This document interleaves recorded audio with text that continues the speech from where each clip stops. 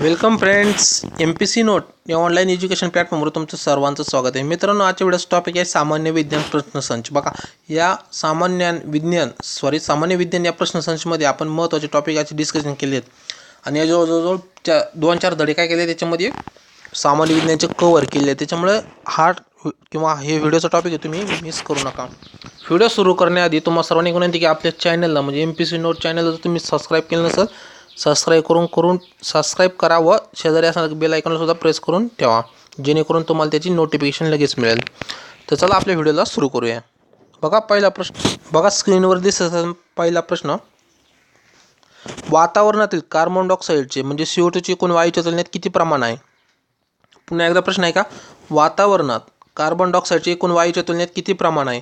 पर्याय पहिला आहे 0.2%, दुसरा आहे 0.02%, तिसरा आहे 0.03%, चौथा आहे 0.01%. प्रश्न व्यवस्थित पुन्हा एकदा बघा, वातावरणात कार्बन डायऑक्साईडचे एकूण वायूच्या तुलनेत किती प्रमाण आहे? याचं जे योग्य उत्तर येथे आहे 0.03%. ते कसं तर पहा, बघा तुम्हाला इथं डायग्राम दिसत असेल, यामध्ये याचं उत्तर धरलेलं आहे. जे कार्बन डायऑक्साईडचे जे प्रमाण आहे ते 0.03% आहे. नायट्रोजन सर्वात जास्त मोठा वायू आहे बघा आपल्या याच्यामध्ये वातावरणात, तर तो 78% आहे. जो प्राणवायू मानतो बघा आपण ऑक्सिजनला, तर ते किती आहे? 21%. निष्क्रिय मूलद्रव्यांची किती आहे? 0. ऑर्गन आहे तर 0.9% आहे. इतर वायू आहे ते 0.07%. तर ते बघा थोडी माहिती, हे ज्याचं सोर्स आहेत बघा, आता 6वीचं सामान्य विज्ञान या पुस्तकात दिलेलं आहे. तर बघा, जी हवा आहे ते हवेमध्ये काय आहे? नायट्रोजन, ऑक्सिजन, कार्बन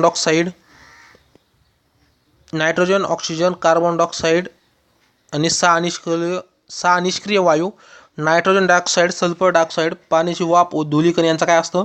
हवेमध्ये समावेश असतो. जी हवा आहे ते तापमानामध्ये काय जवळजवळ 80% आहे, किंवा 80% वायू तापमानामध्ये आहेत, आणि सितंबरामध्ये जवळजवळ 19% हवामानाच्या वायू आहे. बघा पुढे हेच दलांबर आय नंबरमध्ये काय प्रमाण कमी होत जातं, कारण तिथं वातावरण नाही आणि त्याच्या पुढं काय वायू आढळत नाही. म्हणजे जी सर्वात जास्त हवा आहे ती कुठं आढळती? ही तापमानामध्ये आढळती, लक्षात ठेवा. तर त्याच्यात अजून थोडीफार माहिती ती बघा. तुम्हाला असे लक्षात येईल की पृथ्वी सभोवती असणारे अनेक वायूंचे मिश्रण आणि वातावरणाचा एक प्रमुख घटक म्हणजे हवा आहे. वायू बरोबरच धुलीकण, पाण्याची वाफ म्हणजे याला बाष्प म्हणतो, याचा देखील समावेश होतो. हवेतील वायूचे प्रमाण भूपृष्ठावर जास्त व जसे भूपृष्ठापासून वर जाऊ तसे तसे कमी होत चालते. बघा तुम्हाला समजलं असेल. प्रश्न काय होता, जे हवेतील कार्बन डायऑक्साईडचे प्रमाण किती आहे? तर ते किती आहे? 0.03%. त्याबरोबर आपण नायट्रोजनचं बघितलं 78%, ऑक्सिजन बघितलं 21%, आणि आर्गॉन जे 0.9% मानलं होतं, म्हणजे 1% पण नाही आहे, लक्षात ठेवा. पुढचा प्रश्न पहा, तर 16 सप्टेंबर हा दिवस काय म्हणून साजरा केला जातो? तुम्हाला माहीत असेल, काहींना माहीत पण नसेल. बघा, 16 सप्टेंबर हा दिवस काय म्हणून साजरा केला जातो? त्याचं जे राज्यसेवा 2018 प्रिलिम होती, यामध्ये क्वेश्चन विचारला होता. पर्याय बघा, पहिला राष्ट्रीय एकता दिवस, दुसरा आहे राष्ट्रीय ओझोन दिवस, तिसरा आहे राष्ट्रीय सांस्कृतिक दिवस, चौथा आहे जागतिक ओझोन दिवस. पर्याय पुन्हा एकदा ऐका, राष्ट्रीय एकता दिवस, दुसरा आहे राष्ट्रीय ओझोन दिवस, तिसरा आहे राष्ट्रीय सांस्कृतिक दिवस, चौथा आहे जागतिक ओझोन दिवस. याचं योग्य उत्तर आहे तर ते जागतिक ओझोन दिवस आहे. तर 16 सप्टेंबर हा दिवस काय म्हणून साजरा केला जातो? तर जागतिक ओझोन दिवस. तर बघा, याचं जे डिस्क्रिप्शन आहे ते याची किंवा जे स्पष्टीकरण ते आता 6वीचं सामान्यांचं पुस्तक आहे बघा, याच्यामध्ये पेज नंबर 3 दिलेलं आहे. तर ओझोन हा दिवस 16 सप्टेंबर जागतिक किंवा जगभर ओझोन संरक्षण दिन म्हणून साजरा केला जातो. तर ओझोन थराबद्दल माहिती पहा, कुठे आढळतो कुठे नाही. तर वातावरणाचं जे बघा सितंबर आहे, त्याच्यात सितंबराच्या थराच्या खालच्या भागात काय होतं? ओझोनचा वायू तर आढळतो, आणि 15 ते 35 दरम्यान किलोमीटरपासून ओझोन थर चालू होतो, आणि त्या सितंबर आहे बघा तापमानाच्या वर, तर त्याच्या खालच्या स्तरामध्ये आढळतो. नंतर वायूंना पण हे सजीवांसाठी जगण्यासाठी आवश्यक आहे का? नाही. सजीवांचं संरक्षण करतो तो, किंवा पृथ्वीवर जी जीवसृष्टी यांचं संरक्षण करतो. जे पृथ्वीवर बघा जे सूर्याचे जे अतिनील किरण आहेत, ते जे अतिनील किरण जे डायरेक्ट येतात पृथ्वीवर, यांना काय करतो? ते शोषून घेतो. यामुळं काय होते? सजीवांचे संरक्षण होते.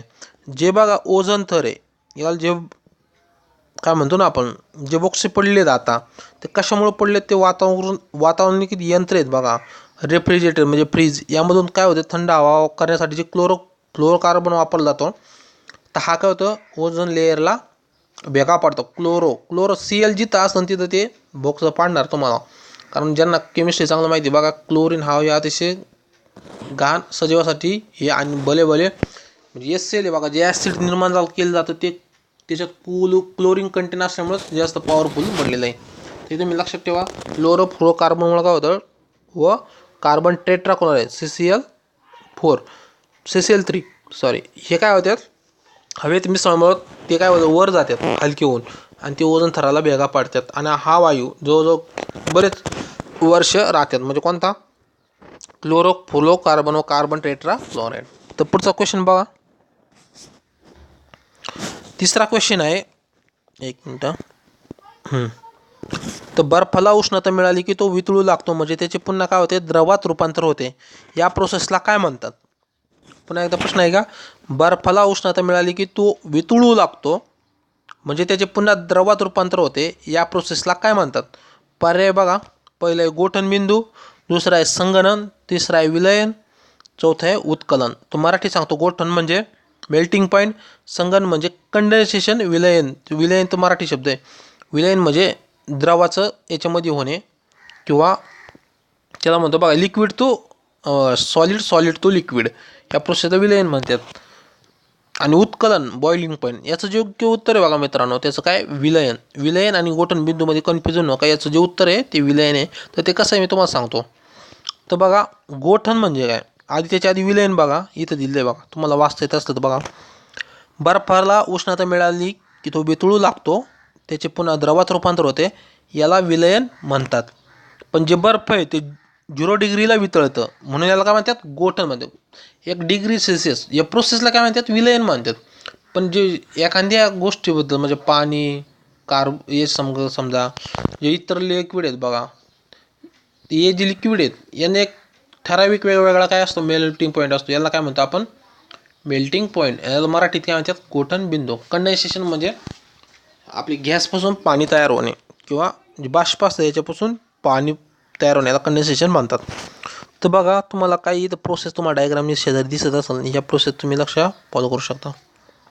तर पुढं पहा मित्रांनो, एक मिनटं खाली बघा, जे आउट साईडला बघा हे दिले क्लिप आर्ट सारखं, ते बघा काही पदार्थ दिले, त्यांचे गोठण बिंदू दिलेत आणि शेजारी उत्कलन बिंदू पण दिलेले आहेत. तर बघा मेणबत्तीचं जे दिले ते 60 डिग्रीला काय गोठण बिंदू आहे आणि 365 डिग्रीला काय उत्कलन बिंदू आहे. लोह आहे बघा 1535 डिग्रीला काय आहे लोहाचा गोठण बिंदू आहे, 2862ला काय उत्कलन बिंदू आहे. हे जे याचा सोर्स आहे आता 6वीचं सामान्य विज्ञान पेज नंबर 35ला याचं तुम्हाला डिटेलमध्ये भेटेल. फक्त लक्षात ठेवा या प्रोसेसला काय म्हणतात विलयन म्हणतात. पुढचा क्वेश्चन पहा. क्वेश्चन एकदा पहा. नैसर्गिक रबर हे रबराच्या झाडाच्या चिकापासून मिळते, या चिकाला डॅश डॅश असे म्हणतात. पुन्हा एकदा प्रश्न पहा. नैसर्गिक रबर हे रबराच्या झाडाच्या चिकापासून मिळते, या चिकाला डॅश डॅश असे म्हणतात. पर्याय बघा. पहिलं लेटेक्स, दुसरं आहे मेटेक्स, तिसरं आहे चार्ल्स गोडियर, चौथं आहे वल्कनायझेशन. तर याचं जे उत्तर आहे ते आहे लेटेक्स. पहिला जो पर्याय आहे त्याला लेटेक्स आहे. तर तुम्हाला लेटेक्स, मेटेक्स, चार्ल्स गुडियर आणि वल्कनायझेशन याची प्रोसेस आपण पाहू. पहा मित्रांनो, जे लेटेक्सला जे उत्तर आहे बघा ह्या दुसऱ्या पॅराग्राफमध्ये, नैसर्गिक रबर हे रबराच्या झाडाच्या चिकापासून मिळते, या चिकाला लेटेक्स असं म्हणतात. जे रबर आहे त्याला विशिष्ट रंग व पांढरा रंग असतो, विशिष्ट गंध व पांढरा रंग असतो. तर बघा मेटेक्स काही नाही, जे वल्कनायझेशन प्रोसेस आहे, वल्कनायझेशन म्हणतो आपण त्याला. तर त्या पद्धतीत आपण बघा, या पद्धतीमध्ये रबर असतं जे तयार होतं, त्याच्या आधी प्रोसेस काय आहे, जे लॅटेक्स निघतं बघा झाडाच्या, त्याच्याबरोबर गंधक मिसळलं जातं आणि हे 3-4 तास काय झालं तापवलं जातं, व याद्वारे तापवल्यानंतर काय होतं रबराला एक कठीणपणा होतं. जे चिकट पदार्थ असतो एक कठीणपणा येतो आणि या चिकट पदार्थामध्ये काही कलर मिसळले जातात.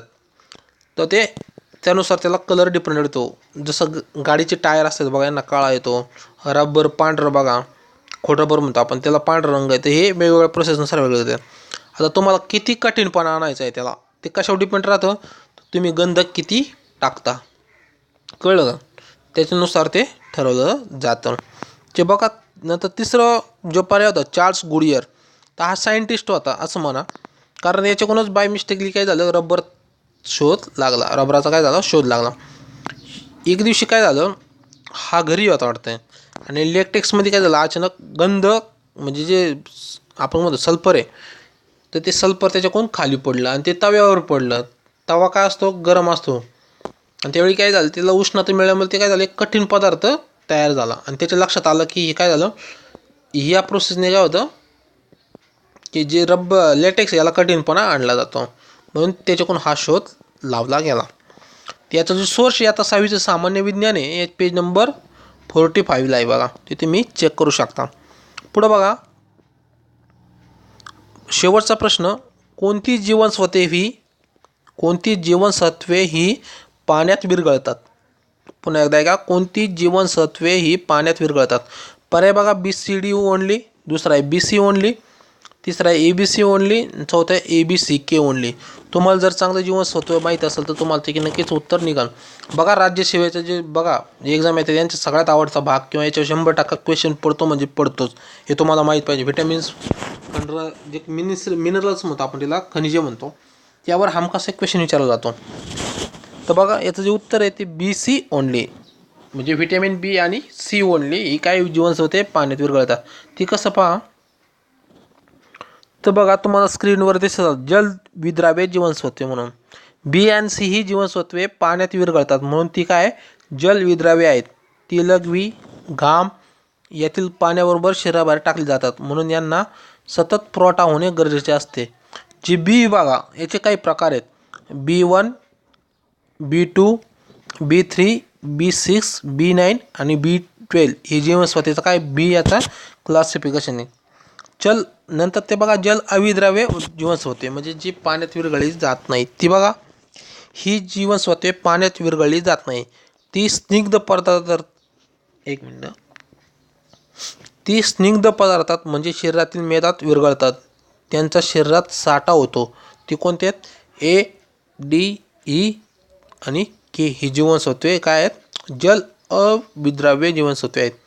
याचं सोर्स आहे, तुम्हाला जर उत्तर माहीत करून घ्यायचं असेल तर हे पेज नंबर, आता 6वीचं पुस्तक सामान्य विज्ञानाचं ते पेज नंबर 51-52 मध्ये दिलं आहे. तर या प्रश्नाबरोबरच आपण काही थोडे अजून डिटेलमध्ये घेऊन आलो आहे. बघा, प्रथिने हा एक कन्सेप्ट जीवनसत्वाबरोबर निघतो.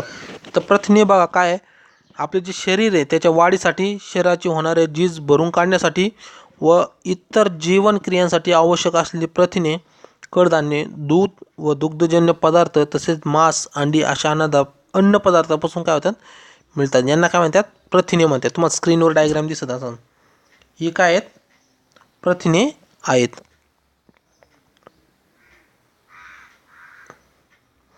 तर बघा, खनिजे व जीवनसत्वे, तुम्हाला खनिजे कळले. आता त्यानंतर खाली एक चार्ट दिलेला आहे बघा, हा, तर चार्ट एकदा पाहून घ्या, तुम्हाला दिसत असेल तर. डाव्या साईडला काही खनिजे दिलेत, मध्ये उपयोग दिलेत, स्रोत दिलेत आणि अभाव्यजन्य विकार सांगितलेत. लोह बघा, शरीराच्या सर्व भागापर्यंत काय होतं, ऑक्सिजनचं वहन करण्याचं काम करतं, लोह करतं. लोह खनिजाबद्दल पाहतोय, तर जे शरीराला सर्व ऑक्सिजनचं पुरवठ्याचं काम कोण करतं, लोह. मांस, पालक, सफरचंद, मनुका यांचं काय स्रोत आहे, आणि त्याच्या अभावी कोणता रोग होतो, ॲनिमिया किंवा पंडुरोग हा रोग तयार होतो, लक्षात ठेवा. त्यानंतर कॅल्शियम व फॉस्फरस, यात काय होतं, याचा उपयोग दात हाडे मजबूत करण्यासाठी होतो. स्रोत आहे दूध, दुग्धजन्य पदार्थ, हिरव्या पालेभाज्या व मांस. जर हे कॅल्शियम व फॉस्फरस जर कमी पडलं तर तुमचे दात खराब व्हायला लागतात, हाडे ठिसूळ होतात आणि कमकुवत होतात. नंतर आयोडीन बघा, आयोडीनचा उपयोग काय, वाढीचे नियंत्रण करतं, शरीरात होणाऱ्या रासायनिक क्रिया गतिमान करण्याचं काम आयोडीन करतं. तर मनुका, जीन्स, मासे, समुद्रात मिळणारे जे मासे याच्यापासून अन्नपदार्थ हे आहेत. तर याच्या अभावी रोग कोणता होतो, आयोडीनच्या अभावी गलगंड. हा क्वेश्चन विचारला जातो आपल्याला हमखास. तर आयोडीनच्या अभावी होणारा रोग कोणता, गलगंड. लोहाच्या अभावी होणारा रोग कोणता, ॲनिमिया, याला पांडुरोग सुद्धा म्हणतात किंवा पंडुरोग सुद्धा म्हणतात. त्यांना सोडियम व पोटॅशियम हे खनिजे आहेत बघा. तर यामध्ये ज्याच्या उपयोगी हा शरीरातील पाण्याचे संतुलन राखणे व चेतासंस्था यांचे काय बॅलन्स ठेवणे हे सुद्धा सोडियम व पोटॅशियमचं काम आहे. याचे स्रोत आहे मीठ, चीज, पालेभाज्या, फळे आणि डाळी जी डाळी आहे हे काय सोडियम व पोटॅशियमचा स्रोत आहे. स्नायूची अकार्यक्षमता याच्या अभावी रोग निर्माण होतात. तर हा चार्ट व्यवस्थित लक्षात ठेवा. क्वेश्चन हमखास पडणार आहे. कोणत्या अभावी कोणते रोग होतात किंवा याचे स्रोत कोणते यावर क्वेश्चन हमखास विचारला जातो. त्याच्यानंतर पुढचा जीवनसत्वाचा चार्ट पहा. B1, B2, B3, B12, B आणि जी CDE के जीवनसत्वे बघा. महत्त्वाचे बी बघा. हे काय याचं कार्य काय चेतातंतूचे व हृदयाचे कार्य नीट होण्यास काय करतं मदत करतं. याचा स्रोत आहे दूध, मासे, मांस, तृणधान्य, कवच फळे म्हणजे जे कठीण फळं असतं ते, डाळी. याच्या अभावी रोग होतो बिरी इथे बघा तुम्हाला दिसत. नंतर चेतासंस्थेचा आजार या स्नायूचा अकार्यक्षमता याच्या अभावी निर्माण होतो. कोणत्या तर B1. B9 काय आहे हे शरीराच्या वाढीसाठी खूप महत्त्वाचं आहे. जे स्रोत आहे गडद हिरव्या भाज्या, पपई व किवी. त्याच्यानंतर बघा B12 लाल रक्तपेशी तयार करण्यास काय करतं मदत करतं. याचे जे स्रोत आहे दुग्धजन्य पदार्थ, मांस हे आहेत. ॲनिमिया हा रोग होतो. नंतर C बघा शरीराच्या ऊतीचे संरक्षण करणे, हिरड्या, दात, हाडे, त्वचा यासाठी काय आवश्यक आहे. आणि कोलेजन प्रथिन तयार करणे हे महत्त्वाचे आहे. याचा स्रोत आहे आवळा, किवी, संत्री, इतर लिंबूवर्गीय फळे आणि टोमॅटो, हिरव्या पालेभाज्या. याच्या अभावी जे स्कर्वी नावाचा रोग होतो, जे हिरड्यातून काय होतं रक्त होणे हा रोग होतो आणि जखमा लवकर बऱ्या होत नाही. त्यातनं व्हिटॅमिन D बघा दाते व हाडे हे काय कमकुवत होते. दात आपण आताच पाहिलं. याच्या अभावी मूळदूस हा रोग होतो. याच्यासाठी उपाय म्हणजे सूर्यप्रकाशात काय करणं उभं राहणं. नंतर दूध, मासे, अंडी, लोणी यातील महत्त्वाचे. पण जास्त सूर्याच्या प्रकाशात उभं राहिले तर तुमचा हा रोग बऱ्यापैकी किंवा तुम्हाला विटॅमिन्स भेटू शकतात. जीवनसत्व ई पिशीमध्ये चयापचय प्रोसेस असते बघा आपण त्याला डायजेशन सिस्टीम म्हणतो तर ते त्याच्यासाठी महत्त्वाचं आहे. तृणाकूर, हिरव्या पालेभाज्या, कोवळी पालवी, वनस्पतीचे जे तेल असतात ते महत्त्वाचे आहेत. हे जर तुम्ही व्हिटॅमिन ई कमी पडलं तर तुम्हाला स्नायूमध्ये कमकुवतता येते आणि व प्रजननामध्ये काय अडथळा निर्माण होतो. म्हणून व्हिटॅमिन ईच्या गोळ्या गर्भवती महिलांना दिल्या जातात. व्हिटॅमिन के शेवटचं बघा जे रक्तसाकळ्यांना काय करतं मदत करतं. हिरव्या पालेभाज्या, ब्रोकोली, हिरवी कोबी, मोडाली धान्य आहेत बघा ही त्याचे काय स्रोत आहेत. याच्या अभावी काय होतं तुम्हाला तुमच्या रक्तस्राव जास्त होऊ शकतो. म्हणजे तुम्हाला जर जखम झाली तर रक्तस्राव जास्त होण्याची शक्यता जास्त असते. म्हणून व्हिटॅमिन ई के हे महत्त्वाचे आहेत. बी सुद्धा तेवढं महत्त्वाचं आहे. तर मित्रांनो आपला व्हिडिओ आय थिंक इथेच संपला आहे. तर तुम्ही ह्या व्हिडिओला सपोर्ट दिल्याबद्दल थँक्यू. आपल्या चॅनलला MPSC नोट चॅनलला तुम्ही नक्की सबस्क्राईब करा तुमच्याकडून होऊन चुकून राहिला असेल. आणि शेजारी असणं बेल आयकॉनला आहे बघा तिथं ऑल नोटिफिकेशनमध्ये क्लिक करा. जे 2 डॉट लाईन दिसतात त्यावर जेणेकरून तुम्हाला आपली नोटिफिकेशन तेवढं मिळेल. आणि कोणत्या टॉपिकवर प्रश्नसंच पाहिजे तर ते पण कमेंट करून सांगा. आपण ते काय करतो त्याच्यावर लेक्चर म्हणून आणू. तर थँक्यू मित्रांनो तुम्ही हा व्हिडिओ पाहिल्यावर धन्यवाद. आपल्या चॅनलला सबस्क्राईब करा, लाईक करा आणि मित्रांना पण शेअर करा जेणेकरून त्यांनासुद्धा फायदा होईल. तर धन्यवाद मित्रांनो. भेटूया पुढच्या व्हिडिओमध्ये. जय हिंद, जय भारत.